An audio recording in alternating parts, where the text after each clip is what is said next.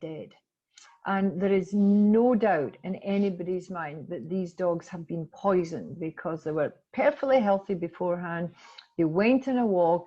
Usually they were seen or heard perhaps eating something out the bushes or on the walk. Then they start vomiting, salivating, trying to retch. Then they go into convulsions, they lie down, and within a very short space of time, these animals have died.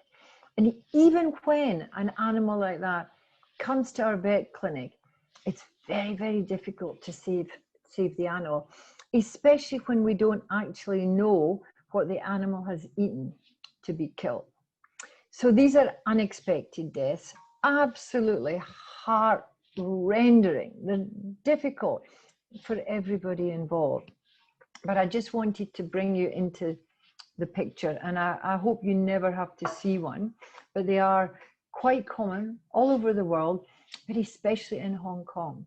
There seems to be people who want to poison animals in Hong Kong regularly. Okay, so how does death happen? We're going to talk about expected deaths and unexpected death. The death with paraquat, of course, nobody could guess that was going to happen. When deaths occur in a vet clinic expectedly, it was often because it was planned. There's that word again, euthanasia. It was planned. So everybody involved can be ready for the death, ready for their pet passing away to pet heaven or wherever pets go when they leave our lives. And usually that's a result of some untreatable illness or injury. Perhaps there's a complication of a known disease, or sometimes just very old animals with lots of problems.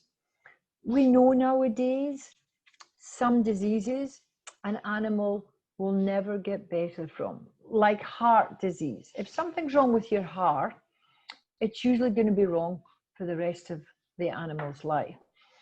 If something's wrong with the liver, usually it's the same problem. And as these things go on in time, it becomes much, much more likely that there'll be side effects to these diseases that can result in death of your pet. Unexpected deaths, so, can be for a variety of reasons. If we were in the classroom face to face, I'd be asking you to shout out, and I'm happy if you can shout out. Who could tell me what an unexpected death is, apart from a poisoning? What other things can cause a death? Think about it. How would an animal suddenly die? Allergy.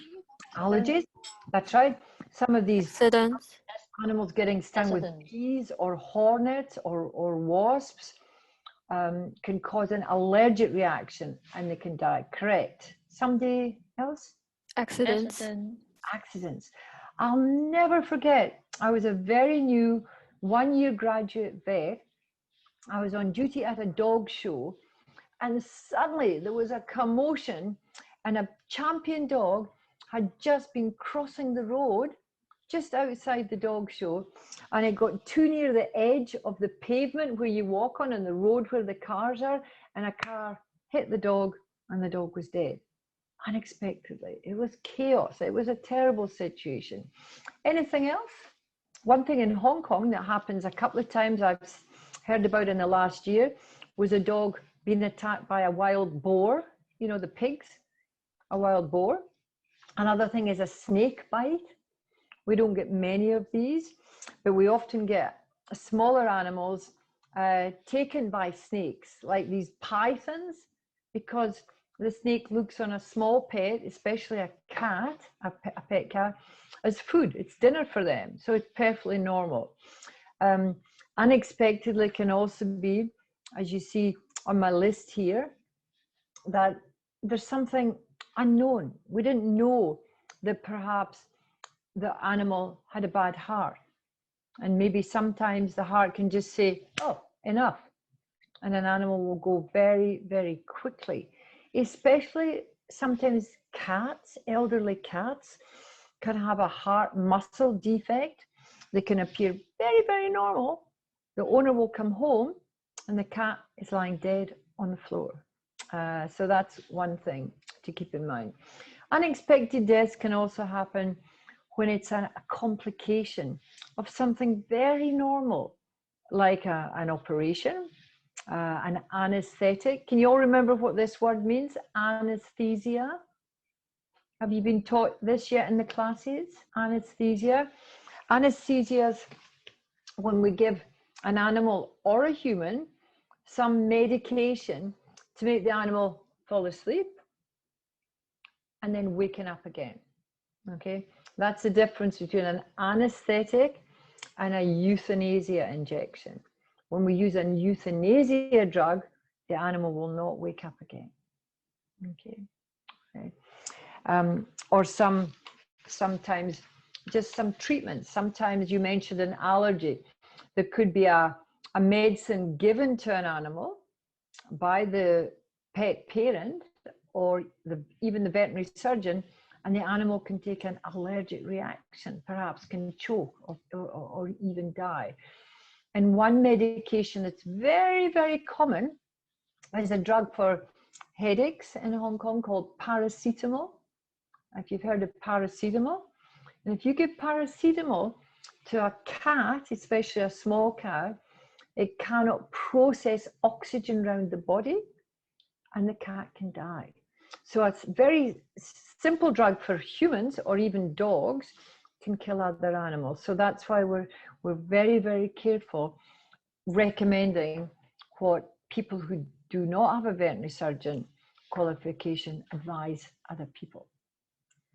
So one thing is certain, all of us here tonight, one day we've all got something in common. We're all going to die. And every dog and cat and other small animal in our lives, the same is going to happen. Unless there's some huge development in technology in you guys' lifetime. What we don't know is when and how. And what we really want to do is make the how as peaceful as possible, whether it's for a human or an animal. And when, if we can plan it, that would be one of the things we would like to do peacefully. Now, when animals die, what happens? And this very much depends on whether, on whether a parent was prepared that possibly that animal may die.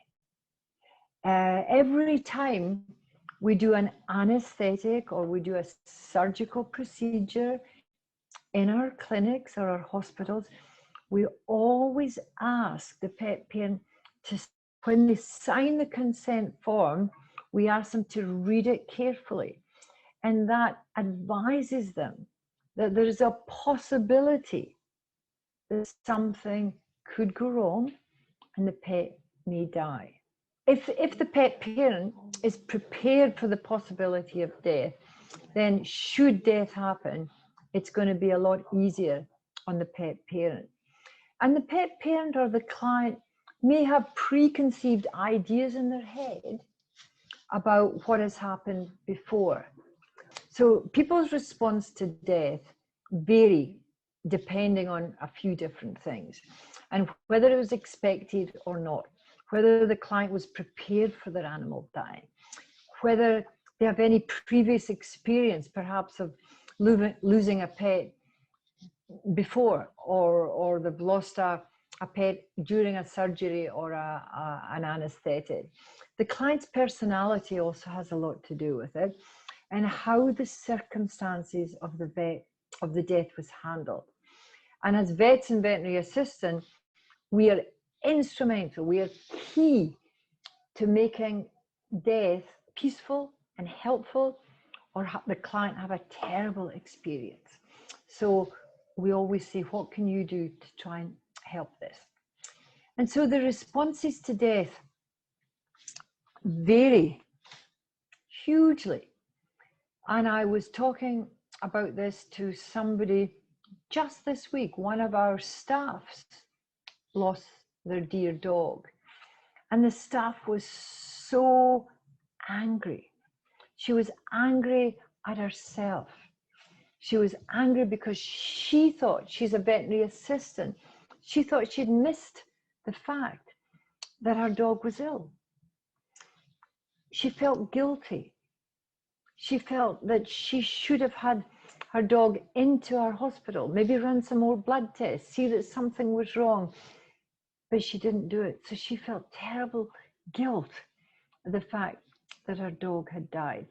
And her dog actually had epileptic seizures and it had a brain condition. So at the end of the day, once she got through the initial stages of anger and guilt, she actually began to feel some relief. She was relieved that her dog, and he was 16 years old and he was a pug, was no longer having the seizures and the fits. She was relieved that she didn't have to worry about him when she was at work, when she was asleep. She was relieved to know that he had left life quickly, very quickly. So although she was angry at herself, she then began to understand that this was best for her pet. She was very sad. I was talking to her in our clinic last Tuesday. She was crying. Even though we were not talking about the dog, she was still on a very low esteem because she had lost her dog. Some people, number 5 on my list, have absolutely no response in public. Especially I find male owners rather than female owners. It's like they don't want to show that they are having emotions and that they're sad. Not always so. Sometimes the female owners are the stronger owners. And sometimes it is the male owner that can get very, very distressed with a death.